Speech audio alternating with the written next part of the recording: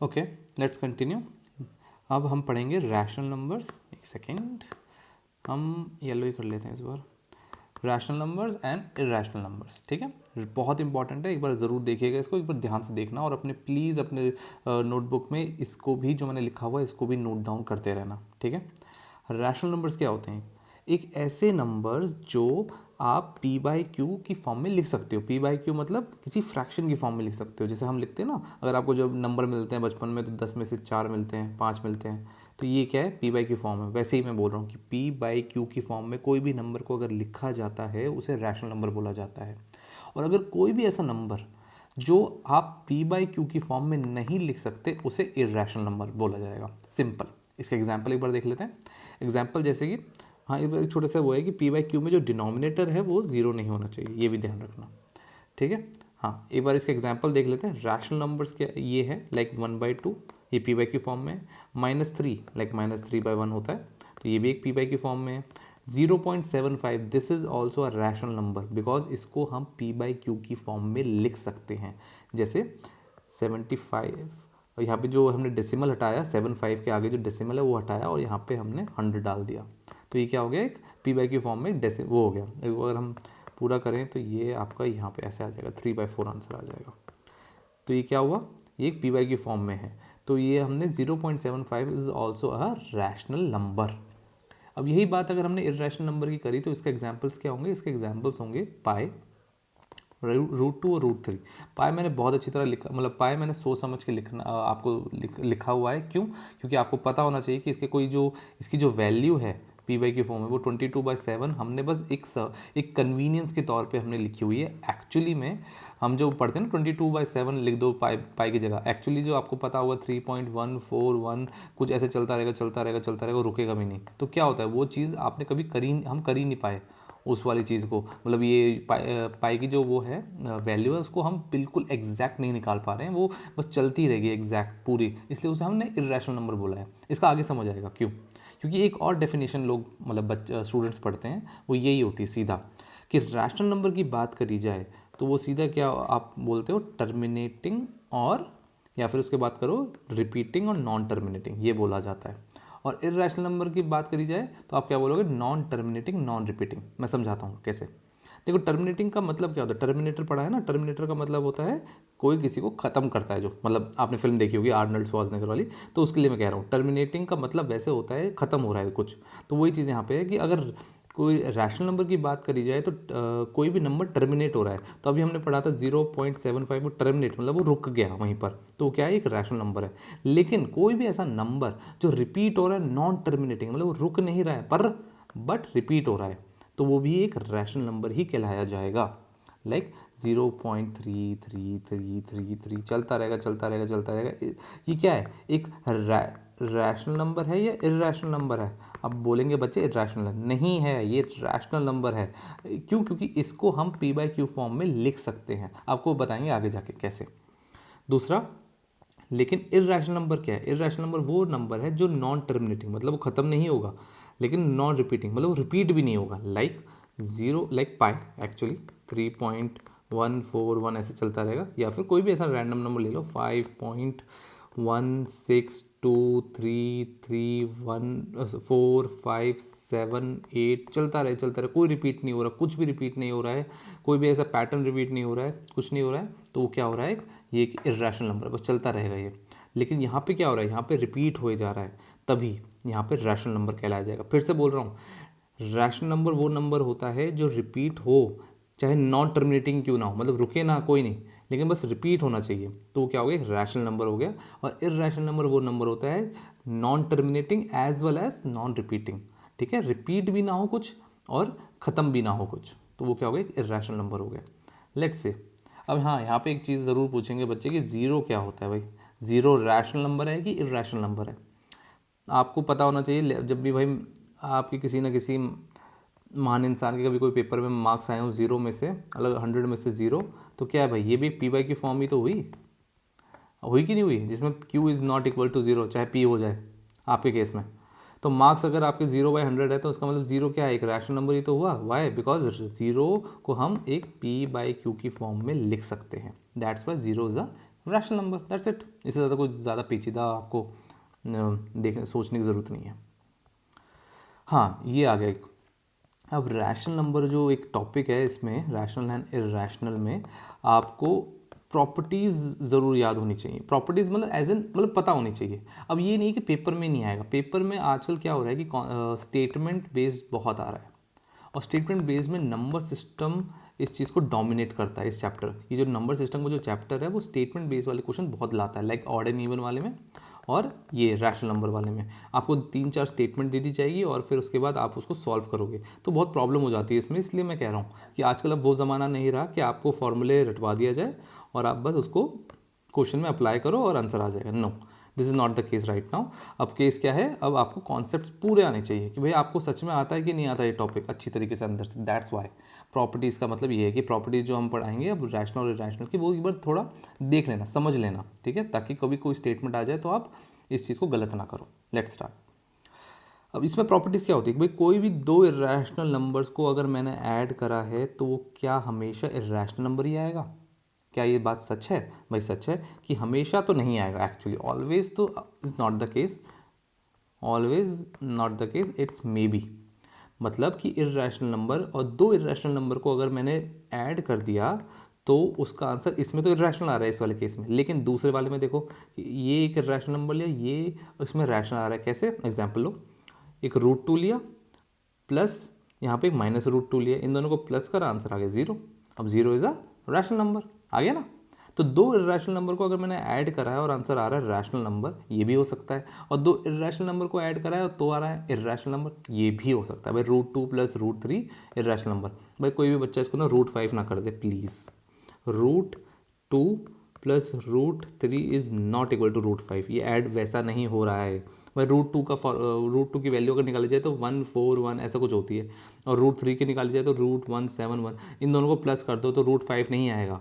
ये नहीं होता है कोई तुक्के बाद, ये कोई ऐसा कुछ नहीं चल रहा है यहाँ पे, ठीक है।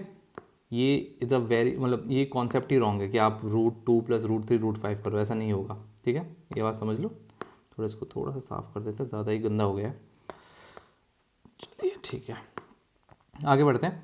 अब चल रहा है, एक सेकेंड। सब्ट्रैक्शन में आते हैं। सब्ट्रैक्शन में क्या होगा कि कोई भी इरैशनल नंबर है, कोई भी इरैशनल नंबर है, उन दोनों का अगर सब्ट्रैक्शन हो रहा है तो भी आंसर इरैशनल आएगा। वही केस है, वो इससे प्लस वाला ही सेम है, यहाँ पे इरैशनल नंबर आएगा, ठीक है। ये मैंने समझा रखा है यहाँ पे कि अगर भाई √7 - √2 is not equal to √5, please ये सिली मिस्टेक है, प्लीज़ मत करना, ठीक है। अगर मैंने वही बात करी कि इरैशनल नंबर और इरैशनल नंबर को माइनस कर दिया जाए तो रैशनल भी आ सकता है। इरैशनल तो आ रहा है, रैशनल भी आ सकता है। कैसे? एक इरैशनल ले लिया, वो भी एक इरैशनल है, √5 इरैशनल, √5 इरैशनल, माइनस करा, आंसर आया 0, और वो की जो कि हमें पता है कि एक रैशनल नंबर है। That's it. तो हमें समझ आ गई ये वाली प्रॉपर्टी। अब एक मल्टीप्लिकेशन में देखते हैं। कोई भी इरैशनल नंबर और एक इरैशनल नंबर को अगर मल्टीप्लाई कर दिया जाए तो वो इरैशनल आता है। ये वाले केस में तो ये हो रहा है।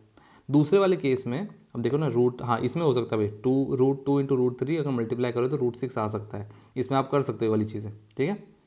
हाँ, दूसरे केस में क्या होता है, अगर मैंने दोनों इरैशनल नंबर को इंटू करा तो क्या आ रहा है? 2 आ रहा है, बिल्कुल सही। √2 × √2 is 2 which is a rational number. वही सेम चीज़ यहाँ पे √3 × √3 विच इज़ अ 3, तो आपका क्या हो गया? रैशनल नंबर हो गया, ठीक है। लेट्स सी डिवीजन में देखते हैं। अब डिवीजन में क्या आएगा? डिवीजन में वही √3 डिवाइडेड बाय √2, यहाँ पे ये क्या हो गया? यहाँ पे रूट अभी भी कायम है, इसलिए यहाँ पे इरैशनल नंबर आ गया। अब √3 डिवाइड बाय √3 एक ही नंबर, सेम ही नंबर है, ये भी इरैशनल है, ये भी इरैशनल है, दोनों डिवाइड कर रहे हैं, आंसर 1 आ रहा है, and 1 is a rational number. तो आपको समझ आई ये सारी चीज़ें, division, multiplication, subtraction and addition. हाँ ये रहा, ठीक है। अब आगे बढ़ते हैं। इसमें एक और कॉम्बिनेशन है, मैंने अभी तक जो हमने पढ़ा वो इरैशनल और इरैशनल के साथ हम खेल रहे थे। अब क्या कर रहे हैं? कॉम्बिनेशन कर रहे हैं रैशनल नंबर का और रैशनल नंबर का। ये थोड़ा आसान है, इसमें क्या कुछ भी नहीं करना आपको।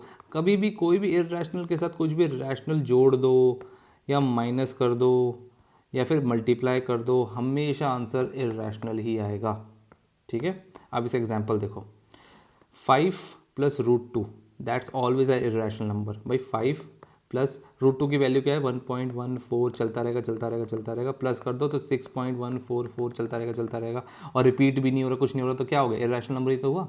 सेम बात यहाँ पे भी है, 7 माइनस √3, इसको अगर माइनस करेंगे तो क्या आएगा, एक ऐसा फॉर्म आएगी जो नॉन रिपीटिंग नॉन टर्मिनेटिंग वाली आएगी, जो कि इरेशनल होता है। वही चीज़ यहाँ पे है और वही चीज़ यहाँ डिवीजन में भी है। ठीक है, याद रखना, इर्रेशनल नंबर के साथ कुछ भी इर्रेशनल नंबर के साथ कुछ भी अगर रैशनल प्लस हो रहा हो या माइनस हो रहा हो या मल्टीप्लाई हो रहा हो या डिवाइड हो रहा हो, आंसर हमेशा इर्रेशनल आता है। एक्सेप्ट ओह सॉरी, ये पीछे कैसे होता है, कोई नहीं, एक्सेप्शन ये रहा, हाँ, एक्सेप्ट इर्रेशनल नंबर के साथ कोई अगर ज़ीरो मल्टीप्लाई कर दिया जाए तो आंसर क्या आएगा, ज़ीरो।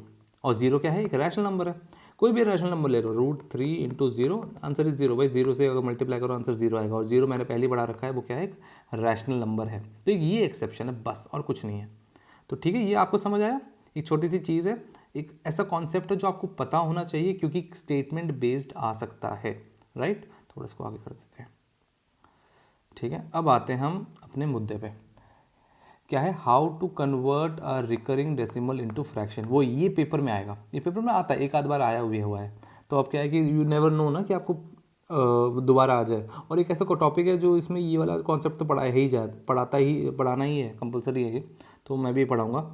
तो इसमें क्या है, कुछ भी नहीं है, क्यों भाई 0.3333 ये क्या है, रैशनल नंबर ही तो है। रैशनल नंबर को मुझे किस में करना है, P/Q फॉर्म में करना है। वो हम कैसे करते हैं वो दिखाता हूँ मैं आपको, लेट्स सी। पहले मैं एक एवरग्रीन लाइक पहले वाला जो कॉन्सेप्ट होता है उसकी तरह उस तरीके से दिखाता हूँ, फिर मैं एक ट्रिक बताऊंगा, उस ट्रिक के साथ ही हम सारे क्वेश्चन करेंगे। पहले कैसे करते हैं, पहले कन्वेंशनल वे से पढ़ाऊंगा मैं आपको। शायद मेरा गला थोड़ा ख़राब हो रहा है, सॉरी। हाँ, स्टार्ट करते हैं। भाई अगर मैंने 0.3333 चलता जा रहा है तो मैं इसको 0.3 बार लिख सकता हूँ। बार का मतलब क्या होता है, बार वो रिप्रेजेंटेशन है कि अगर बार का अगर किसी भी नंबर के नीचे है, इसका मतलब क्या होता है कि वो चीज़ रिपीट हो ही जाएगी, रिपीट हो रही है। अगर मान के चलो 0.12 है और यहाँ पे बार लगाते तो रिपीट होती रहेगी। ठीक है, 0.512 मतलब यहाँ पे बार किसके नीचे है, 1 और 2 के नीचे, इसका मतलब 1 2 1 2 1 2 होता रहेगा यहाँ पे। ठीक है ना, जो बार के जो नंबर नीचे है वो रिपीट होता रहेगा। ठीक है ना, बीच में नहीं आ सकता कभी बार। तो ये आपका थोड़ा सा मैं इसको मिटा देता हूँ। तो बार तो मतलब आपको समझ आ गया, राइट। तो 0.333 जो इनफाइनाइट चल रहा है उसको मैंने एक ऐसी रिप्रेजेंटेशन दी थी बार वाली। तो x इक्वल्स टू 0.3 बार ऐसे लिख सकता हूँ, राइट। अब मैंने क्या करा, इस वाली चीज़ को ये 1 ले दिया, इस वाली दोनों को मैंने मल्टीप्लाई करा किससे, 10 से। तो 10x यहाँ हो गया, और जब मैंने इसको 0.3 बार को 10 से मल्टीप्लाई करा तो क्या आएगा, 3.3 बार। क्या ये स्टेप समझ आया भाई। अगर पॉइंट को किसी से भी अगर 10 से मल्टीप्लाई करते हैं तो ये यहाँ नहीं चला जाता, डेसिमल पढ़ा होगा आपने, 3.120 पॉइंट, ठीक है, इंटू 10 करा। ठीक है, मैंने क्या करता हूँ इसमें, तो ये क्या हो जाता है, 3.12 हो जाता है। ठीक है ना, बचपन में हम क्या पढ़ते थे, इसको क्या कर देते थे हम, इसको पॉइंट हटा देते थे, 312, यहाँ पे 3 0 आ जाते थे, यहाँ पे 10 मल्टीप्लाई हो रहा है, ये लो। अब यहाँ क्या हो गया, 312/100 आ गया, और 3.12 ये आंसर आ गया। ऐसे पढ़ते थे हम बचपन में। तो हमने क्या करा, डायरेक्ट ऐसे बता दिया कि अगर आप मल्टीप्लाई 10 करते हो तो डेसिमल राइट साइड चला जाता है। ठीक है ना, इसको थोड़ा मिटा देता हूँ, ये स्टेप समझाना ज़रूरी था, कुछ बच्चों को थोड़े प्रॉब्लम होती है क्योंकि रिवाइज नहीं होता भाई। Let's start. x equals to 0.3 करा था, अब यहाँ पे मैंने मल्टीप्लाई करा 10x से, और 10x आया, और यहाँ पे क्या आ गया, मैंने यहाँ पे 3.3 बार आ गया। अब क्या करेंगे हम, अब इसको माइनस करेंगे, इसको नंबर दिया 2 - 1, ये दो इक्वेशन को माइनस करेंगे इन दोनों को। तो 10x - x इक्वल्स टू 3.3 का बार माइनस 0.3 बार, इन दोनों को माइनस करेंगे तो ये क्या आया, ये 9x हो गया। और यहाँ पे ये क्या हुआ भाई, 3.3 बार माइनस 0.3 बार। अब यहाँ 3 चलता रहेगा, यहाँ 3 चलता रहेगा, आंसर में अंत में 0 ही आएगा क्योंकि माइनस कर रहे हैं। और यहाँ पे बचा क्या, 3, तो ये क्या बच जाएगा, यहाँ पे 3 बच जाएगा, ये 3 आ गया। x लिया 3/9 1/3, ये आ गया। तो क्या हो गया, रिप्रेजेंट करा ना, करा P/Q फॉर्म में रिप्रेजेंट हमने कर लिया। अब इसको आपको हर क्वेश्चन में अप्लाई नहीं करना, ये मैंने एक बेसिक बताया आपको कि कन्वेंशनल वे क्या था। अब इसका ट्रिक वाला वे कर लेते हैं हम, क्योंकि वो बहुत आसान रहेगा, उसमें हमें टाइम भी बचाना भाई पेपर देते टाइम। तो ये चीज़ क्या है, आपको ये ध्यान रखना है भाई, कोई भी नंबर हो, जैसे ये नंबर है 0.3 बार, ठीक है। जब भी आपको कभी भी किसी भी नंबर को, कोई रैशनल नंबर को पी बाई की फॉर्म में करना है, तो ये ज़रूर ध्यान रखना कि डेसिमल के बाद कोई नंबर अगर रिपीट हो रहा है, पहले तो नंबर पूरा लिख दो, ये नंबर यहाँ है, और नीचे डिनोमिनेटर का सारा खेल है। अब डिनोमिनेटर में क्या होगा, डिनोमिनेटर में जब डेसिमल के बाद जो रिपीट हो रहा है उसकी जगह 9 आ जाएगा, मतलब कि 3, मतलब रिपीट कितना हो रहा है, एक नंबर रिपीट हो रहा है, क्या नंबर रिपीट हो रहा है 3, तो एक 9 आ जाएगा, और यहाँ पे ये आ गया, और यहाँ पे आप कर दो 1/3, सेम हो गया ना। फिर से बताता हूँ, दूसरा क्वेश्चन करते हैं अब। 0.252525 ऐसे चलता रहेगा, तो इसको क्या करेंगे हम 0.25 बार कर देंगे, ठीक है। तो मुझे पता चल गया कि भाई 25 रिपीट हो रहा है।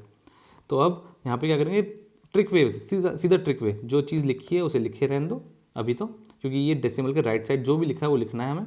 अब क्या रिपीट हो रहा है, दो नंबर रिपीट हो रहे हैं, 2 और 5, तो 2 9 आएंगे, 2 9, ये समझ आया।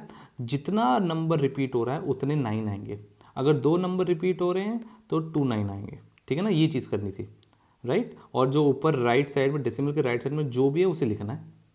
अब एक और नंबर करते हैं, अब 0.345, 0.345, 345 में 4 और 5 के नीचे बार है, 4 और 5 के नीचे बार है।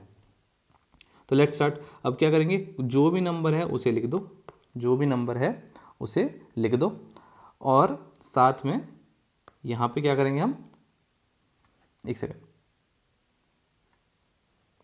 यहाँ पे क्या करेंगे, जो भी नंबर है वहाँ लिख दो, और यहाँ पे जो रिपीट हो रहा है, लाइक 4 और 5 रिपीट हो रहा है, तो यहाँ पे 9 लिख दो, और यहाँ पे जो रिपीट नहीं हो रहा है, जैसे 3 रिपीट नहीं हो रहा है, यहाँ पे 0 लिख दो।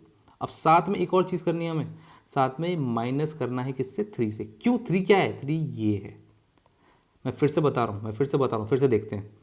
यहाँ पे ट्रिक क्या है, ट्रिक ये है कि जब भी आपको कभी भी पी बाई की फॉर्म में करना है, तो जो चीज़ रिपीट हो रही है उसकी जगह 9 डालो, जो चीज़ नहीं रिपीट हो रही है उसकी जगह 0 डालो। ये चीज़ तो हो गई आपकी यहाँ पे डिनोमिनेटर में, तो पहले जो रिपीट हो रहा है उसे 9 डालो, फिर जाके 0 डालना, ठीक है। तो 9 9, 2 नंबर रिपीट हो रहे हैं, तो यहाँ पे 2 9 यहाँ पे पहले, फिर जो रिपीट नहीं हो रहा उसको 0 डालो, उसका हो गया यहाँ पे डिनोमिनेटर खत्म। अब न्यूमरेटर में क्या होता है कि यहाँ पे जो भी नंबर है उसे तो पहले लिख दो, ठीक है, और माइनस किससे करो, जो चीज़ रिपीट नहीं हो रही, जैसे 3 रिपीट नहीं हो रहा, इससे माइनस कर दो, तो आंसर क्या आ जाएगा, 342/990, दिस इज द आंसर। और अगर ये बाद में और भी कटता है, लाइक 2 से कट रहा है, और या फिर अगर 3 से कट रहा है, तो प्लीज़ आप इसको सिंपलेस्ट फॉर्म में काट के आप आंसर निकाल सकते हो, राइट। समझ आया। अब अगला करते हैं आगे। लेट्स से ये वाला क्वेश्चन है एक, तो ये वाले क्वेश्चन को करते हैं अब। वही सेम चीज़, पहले नीचे एक बार डिनोमिनेटर को पहले कर लेते हैं। क्या रिपीट हो रहा है, 2 नंबर रिपीट हो रहे हैं, 4 और 2, 2 9 लिखे। कौन से रिपीट नहीं हो रहे, 2 नंबर रिपीट नहीं हो रहे, तो 0, 2 बार 0, समझ आ गया। तो denominator is done. Now numerator की बारी। न्यूमरेटर में ऊपर जो नंबर है वो लिखो, जो रिपीट नहीं हो रहा 21, तो यहाँ पे इसको यहाँ लिख दो। आंसर क्या आएगा, 21, यहाँ पे माइनस करें तो 21/9900। ये आपका क्या हो गया, पी बाई की फॉर्म में हो गया। दैट्स इट, ये ट्रिक है भाई, करते रहोगे तो एकदम से आपको लगेगा थोड़ा इजी है ये वाली चीज़। देखो अब ये आ गया डेसिमल के बाद। अभी जो भी हमने सारे क्वेश्चन करे वो डेसिमल से पहले यहाँ पे क्या था, 0 था। अब यहाँ पे कोई नंबर आ गया तो लोग डर जाते हैं, अब इसका क्या करें। सेम चीज़ है, कुछ नहीं करना, कुछ भी नहीं बदला। यहाँ पे अभी नीचे हम यहाँ पे फ्रैक्शन का वो बनाते हैं, और डिनोमिनेटर में क्या है, जो चीज़ रिपीट हो रही है उसे लिख देते हैं नीचे। जो चीज़ रिपीट नहीं हो रही है उसमें 0 लगता है, लेकिन वो यहाँ इसके लिए नहीं लगेगा, वो डिनोमिनेटर के हमेशा इस साइड, राइट साइड वाली चीज़ के लिए नीचे हो रहा है। यहाँ पे सारा खेल डिनोमिनेटर में आपके डेसिमल के राइट साइड वाली चीज़ों के लिए होगा, ठीक है ना। ऊपर क्या होगा, मैं इसे मिटा देता हूँ, एक सेकंड। ऊपर क्या होगा, ऊपर क्या है, वही सेम नंबर 13 लो, और यहाँ पे माइनस कर दो, किससे, 1 से। क्यों, क्योंकि जो रिपीट नहीं हो रहा उसको तो माइनस करना ही। तो भाई न्यूमरेटर में क्या चीज़ देख रहे हो आप, न्यूमरेटर में कुछ ये जो इस वाले क्वेश्चन में और इस वाले क्वेश्चन में कोई फ़र्क थोड़ी है। आपने बस यहाँ पे देखा कि डेसिमल के पहले 0 है, यहाँ पे डेसिमल के बाद एक नंबर है, पर कोई चेंज नहीं हुआ, किसी चीज़ में चेंज नहीं हुआ। यहाँ पे डेसिमल से देखो, डिनोमिनेटर में हमेशा डेसिमल के बाद वाली चीज़ देखी जाएगी, और यहाँ न्यूमरेटर में पूरा देखा जाता है। तो क्या हुआ, यहाँ पे सारा नंबर लिखा, और जो चीज़ रिपीट नहीं हो रही, जैसे 1 नहीं हो रहा, उसको यहाँ पे माइनस कर दिया। यहाँ पे 9 कैसे आया, वो 3 रिपीट हो रहा था, बस 12/9। इसको थोड़ा और कर सकते हैं, 4/3 आपका आंसर आ गया। राइट।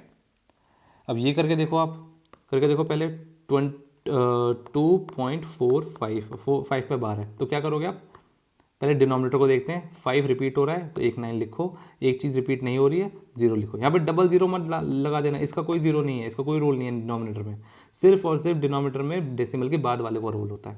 तो एक चीज़ रिपीट हो रही है इसलिए 9 लिखा, एक चीज़ रिपीट नहीं हो रही इसके लिए 0 लिखा। अब ऊपर 2 4 5 पूरा नंबर लिखो, माइनस करो किससे, 24 से, 2 से नहीं 24 से, क्योंकि जो रिपीट नहीं हो रहा उसे माइनस कर दो। That's it. समझ आया आपको? ठीक है, इसको हम थोड़ा और सॉल्व करते हैं।